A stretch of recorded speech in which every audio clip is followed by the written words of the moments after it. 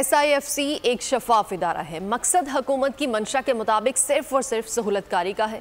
DG ISPR ने वाज़ेह कर दिया और कहा कि अफवाज की सलाहियतों को मईशत की बेहतरी के लिए दुनिया भर में इस्तेमाल किया जाता है।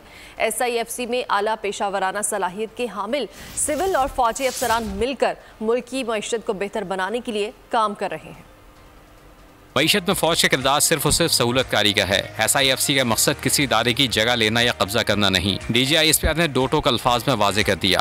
SIFC में और जो मईशत के बाकी जो शोबे हैं, इसमें जो फौज का रोल है वो सहूलतकारी का है, एज पर दी मंशा जो है हुकूमत की मंशा के मुताबिक। प्रेस ब्रीफिंग के दौरान DG ISPR ने बताया कि हुकूमत पाक फौज की आला इंतजामी और टेक्निकल सलाहियत को सहूलतकारी और राब्ताकारी के लिए इस्तेमाल करना चाहती है। 1 साल से कम अरसे में SIFC ने बेशबहा खिदमात अंजाम दी हैं। हुकूमत चाहती है कि जो फौज की एडमिनिस्ट्रेटिव इंतजामी और टेक्निकल जो कॉम्पिटेंसीज हैं उनको अगर if they can be use जो पाकिस्तान की इकॉनमी जिस हालात में उसको बेहतर करने के लिए, उस मंशा के मुताबिक हमारा जो रोल है वो फैसिलिटेटिव रोल, कोऑर्डिनेटेड रोल। सऊदी अरब की कसीर सरमायाकारी पर आमादगी और इक़्तिसादी माहौल पर एतमाद इन कोशिशों का मुंह बोलता सबूत है। ISPR के मुताबिक अफवाज की सलाहियतों को मईशत की बेहतरी के लिए दुनिया भर में इस्तेमाल किया जाता है, लेकिन पाकिस्तान में प्रोपेगेंडा इस कदर बढ़ गया है कि ऐसे मुस्बत इक़दाम को भी तनकीद की नज़र से देखा जाता है। SIFC एक शफाफ इदारा है जिसमें आला पेशावराना सलाहियत के हामिल सिविल और फौजी अफसर मिलकर मुल्क की मईशत को बेहतर बनाने के लिए काम कर रहे हैं।